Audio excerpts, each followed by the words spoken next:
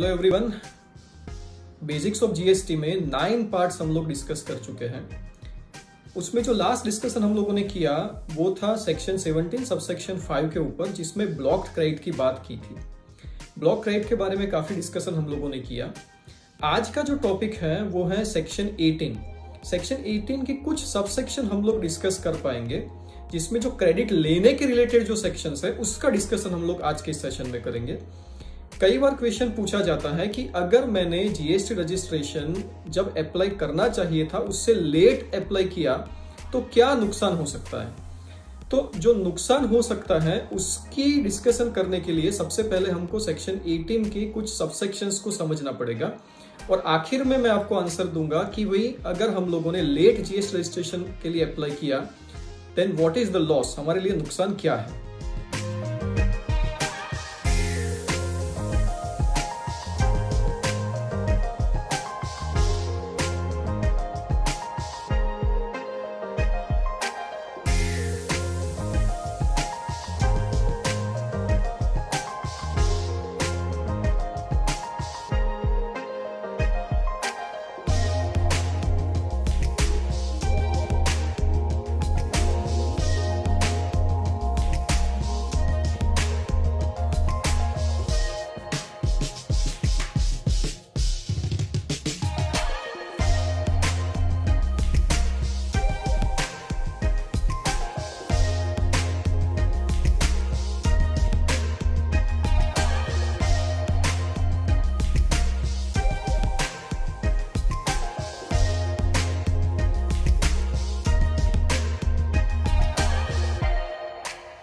तो सबसे पहला जो हमारा डिस्कशन का पार्ट है दैट इज सेक्शन 18 सबसेक्शन 1।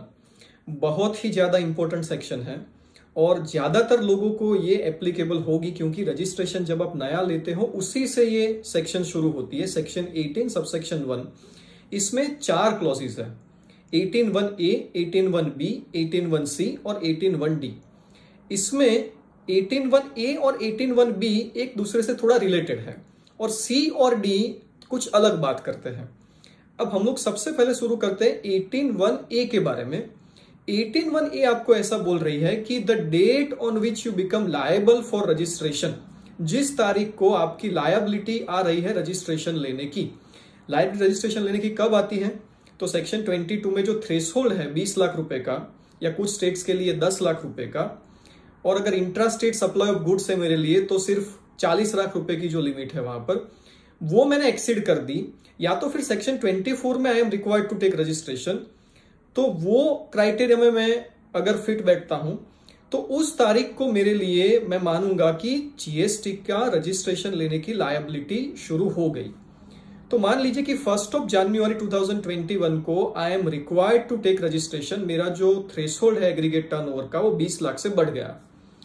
अब ये जो 18(1)A है आपको ऐसा बोल रही है कि अगर आपने इस डेट को, मतलब जिस तारीख को आप रजिस्ट्रेशन के लायबल हो रहे हो उसके 30 दिन के अंदर रजिस्ट्रेशन अप्लाई कर दिया, तो इस सिचुएशन में जिस तारीख को आप लायबल हुए हो रजिस्ट्रेशन के उसके पिछले दिन तक जो भी आपका इनपुट टैक्स आपने पे किया है, जो स्टॉक में पड़ा है, फिनिश गुड्स या सेमी फिनिश गुड्स के फॉर्म में पड़ा है, उसकी क्रेडिट आपको मिल सकती है। तो अगर 1 जनवरी 2021 को I am liable to take registration और मैंने 30 दिन के अंदर, मान लीजिए 28 जनवरी 2021 को मैंने रजिस्ट्रेशन के लिए अप्लाई कर दिया, तो 1 जनवरी 2021 से पिछला दिन मतलब 31 दिसंबर 2020 को मेरा जो स्टॉक है उस स्टॉक के ऊपर मैंने जितना भी जीएसटी पे किया है उसकी क्रेडिट के लिए मैं एलिजिबल हो गया, उसकी क्रेडिट मुझे मिलेगी। ऐसा हमको बोल रही है सेक्शन 18 सबसेक्शन 1 उसका क्लॉज ए। अच्छा, ये क्रेडिट मैं कैसे ले सकता हूं? इस क्रेडिट को मैं जीएसटीआर 3B के रूट के थ्रू नहीं ले सकता। कैसे ले सकता है उसकी बात हम लोग करेंगे। अभी भी हमारा क्वेश्चन जो है मेन वो तो वही है कि अगर मैंने 30 दिन में अप्लाई नहीं किया तो मुझे क्या नुकसान होगा। उसको आंसर करने से पहले जो 18(1)A के रिलेटेड सेक्शन है 18(1)B उसकी बात करते हैं। ये सेक्शन हमको ऐसा बोल रही है कि अगर आपने वॉलेंट्रीली जीएसटी अप्लाई किया है under section 25 subsection 3, section 25 subsection 3 ये है कि I am not liable to take registration under section 22 और 24। मुझे कोई जरूरत नहीं है जीएसटी रजिस्ट्रेशन लेने की अंडर सेक्शन 22 या फिर 24, फिर भी voluntarily I am taking the registration. तो इस सिचुएशन में भी जो मेरा स्टॉक पड़ा है उसके अंदर मैंने जो जीएसटी का टैक्स भरा हुआ है उसकी क्रेडिट मुझे मिलेगी। लेकिन कौन सी तारीख का स्टॉक मुझे देखना है इस सिचुएशन में? तो मुझे देखना है the date on which the GST registration is granted. जिस तारीख को इफेक्टिव हुआ है मेरा जीएसटी रजिस्ट्रेशन उसके अगले दिन, मतलब कि if let's say 5th of February is the date on which the GST registration is effective, तो 4th February मुझे गिनना है। 4th February को जितना भी मेरा स्टॉक है उसके अंदर जो जीएसटी मैंने पे किया है उसकी क्रेडिट मुझे मिलेगी। 18(1)(a), 18(1)(b).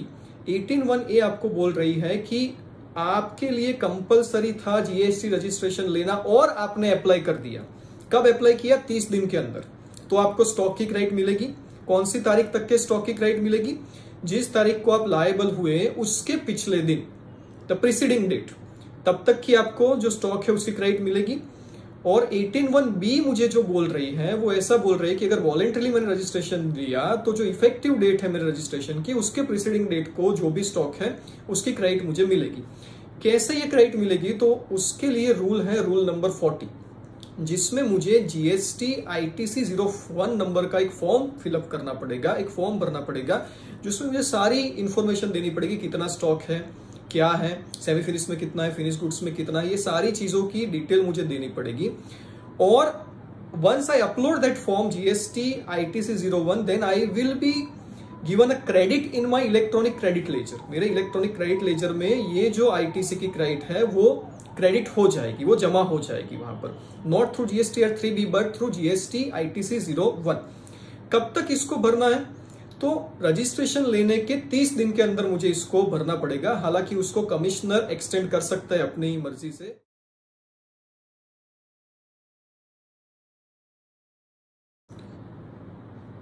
इन दोनों में 18(1)(a) में और 18(1)(b) में, दोनों में बहुत ही इंपॉर्टेंट चीज हमको डिस्कस करनी है।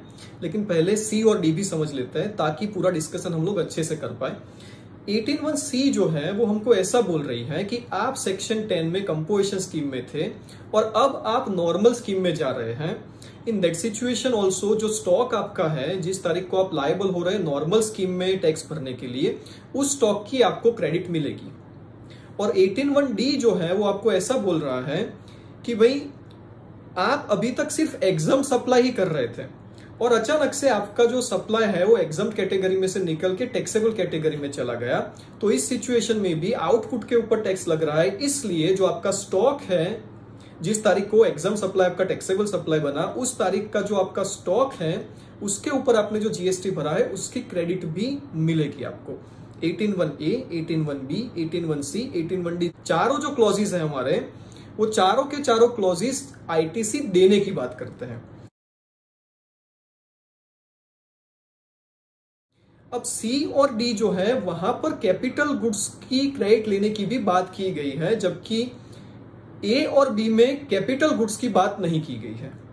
C और D हमको ऐसा बोल रहे हैं कि जो कैपिटल गुड्स आप एग्जाम सप्लाई के लिए यूज करते थे या तो फिर आप कंपोजिशन स्कीम में थे तब यूज कर रहे थे, नेचुरली उसकी क्रेडिट आपने नहीं ली, तो आप पूरी क्रेडिट नहीं ले सकते कैपिटल गुड्स की, पर क्वार्टर और पार्ट ऑफ द क्वार्टर के मुताबिक आपको 5 परसेंटेज पॉइंट से क्रेडिट को रिवर्स करके जितनी क्रेडिट बचती है उतनी क्रेडिट आपको लेनी है। अब ये जो क्वार्टर या तो फिर पार्ट ऑफ द क्वार्टर है वो गिनना कहां से है? तो from the date of issuance of the invoice. एक मशीनरी मैंने परचेज की है, मान लीजिए 1 जनवरी 2021 से, अब मैं गिनती कर रहा हूं 15 जून 2021 को, तो मार्च तक का पहला क्वार्टर और दूसरा क्वार्टर जो है पार्ट क्वार्टर है, तो 2 क्वार्टर, तो 5% इंटू 2 मतलब 10% की जो क्रेडिट है वो मुझे फर्गो करनी पड़ेगी। 90% क्रेडिट मैं कैपिटल गुड्स के ऊपर ले सकता हूं। अब इसमें जो सबसे इंटरेस्टिंग चीजें हैं वो डिस्कस करते हैं। 18(1)(a) और 18(1)(b) में कहीं पर भी कैपिटल गुड्स का मेंशन नहीं किया गया, जबकि C और D में कैपिटल गुड्स को मेंशन किया गया है। 18(1)(a) और B नए रजिस्ट्रेशन के लिए है।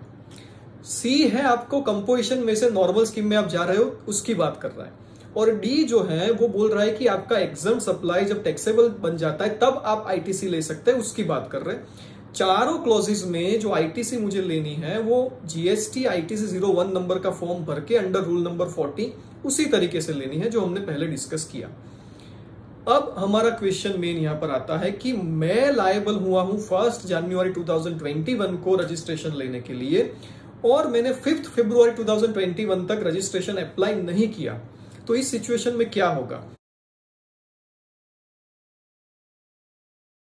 31 दिसंबर 2020 को जो मेरा स्टॉक पड़ा है उसकी क्रेडिट मुझे मिलेगी या नहीं मिलेगी, या तो फिर 4 फरवरी को जो स्टॉक पड़ा है उसकी क्रेडिट मुझे मिलेगी। कौन सी स्टॉक की क्रेडिट मुझे मिलेगी?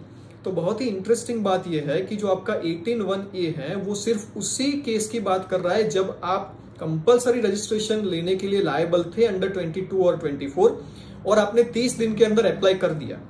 मतलब आपने 30 दिन के लिए अंदर अप्लाई नहीं किया, उसकी तो बात ही नहीं है 18(1)(a में। 18(1)(b जो है हमारा वो बोल रहा है कि आपने वॉलेंट्री रजिस्ट्रेशन अप्लाई किया है। वॉलेंट्री रजिस्ट्रेशन का मतलब होता है कि मैं लायबल ही नहीं हूं और मैंने रजिस्ट्रेशन के लिए अप्लाई किया है।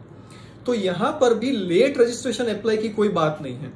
इन शॉर्ट, स्टॉक के ऊपर जो क्रेडिट लेने की बात है उसमें लेट रजिस्ट्रेशन अप्लाई करेंगे आप तो उसमें स्टॉक की क्रेडिट आप ले सकते, ऐसी कोई सेक्शन है ही नहीं। और अगर ऐसी कोई सेक्शन नहीं है इसका मतलब ये हुआ कि अगर मैंने लेट अप्लाई किया, 30 दिन एक्सीड हो गए और मैंने रजिस्ट्रेशन के लिए अप्लाई किया, तो ना मेरे लिए 18(1)(a है ना मेरे लिए 18(1)(b है। दोनों में से एक भी क्लॉज मुझे एप्लीकेबल नहीं होगा, स्टॉक की क्रेडिट मुझे फर्गो करनी पड़ेगी। इसको ऐसे भी समझते हैं कि 1 जनवरी 2021 को मैं लायबल हुआ रजिस्ट्रेशन के लिए और मैंने 5 फरवरी 2021 को रजिस्ट्रेशन के लिए अप्लाई किया। 30 दिन चले जाने के बाद, उसके बाद में मैंने रजिस्ट्रेशन के लिए अप्लाई किया, तो मुझे 1 जनवरी से ही जीएसटी का पेमेंट तो करना ही है। 1 जनवरी 2021 से मुझे पेमेंट करना है, लेकिन उसमें जो बीच में परचेज हुआ, जो स्टॉक था, उसकी क्रेडिट में नहीं ले सकता। आप section 40 of the GST act देखो, वहां पर लिखा है फर्स्ट रिटर्न। तो जिस तारीख को मैं लायबल हुआ और जिस तारीख को मुझे रजिस्ट्रेशन सर्टिफिकेट मिला, दोनों के बीच में जितना सप्लाई हुआ वो मुझे अपना फर्स्ट रिटर्न जब मैं फाइल करूंगा वहां पर दिखाना पड़ेगा। ऐसी एक प्रोविजन है, ऐसा एक सेक्शन है, section 40। So I am required to pay tax on the output, but I cannot take the credit on the input. This will be the situation in case if you are not applying for registration within 30 days from the date on which you become liable for applying for the registration. तो ये सबसे बड़ा issue आएगा कि आपको stock की जो credit है वो क्रेडिट नहीं मिल सकती, उसको लेने का कोई मैकेनिज्म यहाँ पर नहीं है। तो सेक्शन 18 सबसेक्शन 1 हमने डिस्कस किया, यहाँ पर जो क्रेडिट देने की बात करता है। लेकिन ये जो क्रेडिट है that is subject to condition given under section 18 subsection 2। 18 subsection 2 में आपको बोला गया है कि जो स्टॉक की क्रेडिट आप ले रहे हैं उसमें जो इनवॉइस है वो 1 साल से पुराना नहीं होना चाहिए। मतलब कि जो स्टॉक मेरा पड़ा है जिसके ऊपर मैं क्रेडिट लेना चाहता हूं अंडर सेक्शन 18 सबसेक्शन 1, तो उसमें जिस तारीख को मैं ये क्रेडिट ले रहा हूं उस तारीख से 1 साल पुरानी इनवॉइस की डेट उस स्टॉक की नहीं होनी चाहिए, otherwise I will not be eligible for the credit. इसमें भी लंबा डिस्कशन है, टेक्निकल पॉइंट्स है, लेकिन समझते इतना ही है कि कौन से स्टॉक मेरे गुड्स जो फिनिश गुड्स में या सेमी फिनिश गुड्स में पड़े हैं, कौन सी आइटम्स पड़ी है, वो फीफो मेथड से हम लोग नॉर्मली डिसाइड करते हैं। जो पहले परचेज किया था वो पहले सेल हो गया, तो जो आखिर में परचेज किया है वही मेरे स्टॉक में पड़ा है, ऐसा नॉर्मली हम लोग मानते हैं। तो इनवॉइस की डेट से 1 साल तक ही हम लोग ये सेक्शन 18 सबसेक्शन 1 वाली जो क्रेडिट है वो ले सकते हैं। इतना समझिए इसको कि ये सिर्फ नए रजिस्ट्रेशन, उसके बाद में कंपोजिशन से नॉर्मल में जाने के लिए और एग्जाम सप्लाई जब टैक्सेबल सप्लाई बनता है उसी के लिए ये 1 ईयर वाली कंडीशन एप्लीकेबल है। बाकी आईटीसी के लिए ये 1 ईयर वाली कंडीशन एप्लीकेबल नहीं होती है।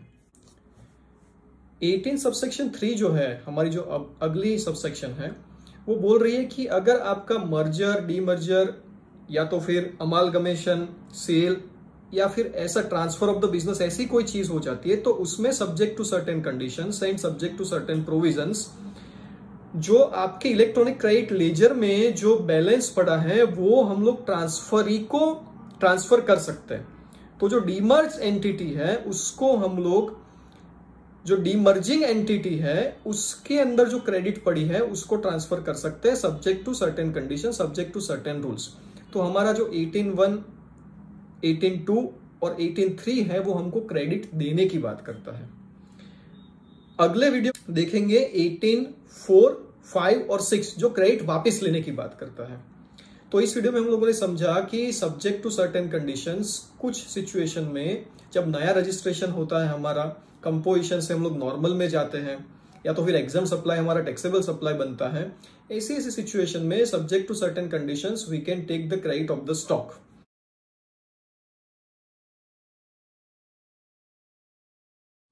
एक और इंपॉर्टेंट चीज यहां पर है, उन लोगों ने बोला है कि स्टॉक में जो इनपुट टैक्स आपने भरा है उसकी क्रेडिट आपको मिलेगी। तो जो मैंने स्टॉक परचेस करते टाइम पे फ्रेट के ऊपर जीएसटी भरा है, तो फ्रेट तो एक सर्विस है, freight is an input service, तो क्या उसकी क्रेडिट मुझे मिलेगी? तो input tax in relation to stock, ऐसी बात की है यहां पर। इसका मतलब यह हुआ कि इनपुट सर्विस के ऊपर भी आपने जो टैक्स भरा है और जो मर्ज हो चुका है उस गुड्स के अंदर, फिनिश गुड्स या सेमी फिनिश गुड्स के अंदर, तो उसकी भी क्रेडिट आप यहां पर ले सकते हैं। तो लेट अगर हमने अप्लाई किया रजिस्ट्रेशन, 30 दिन चले गए उसके बाद में अप्लाई किया, तो सेक्शन 18(1)(a) और 18(1)(b) दोनों फेल हो जाती हैं, आपको स्टॉक की क्रेडिट नहीं मिलेगी। और दूसरी इंपॉर्टेंट चीज हमको ये याद रखनी है कि जो कैपिटल गुड्स की बात की गई है वो सिर्फ 18(1)(c) में और 18(1)(d) में ही की गई है। 18(1)(a) में और 18(1)(b) में कहीं पर भी कैपिटल गुड्स के क्रेडिट की बात नहीं की गई है। तो अगले वीडियो में हम लोग इस सेक्शन को आगे डिस्कस करेंगे। Thank you very much friends.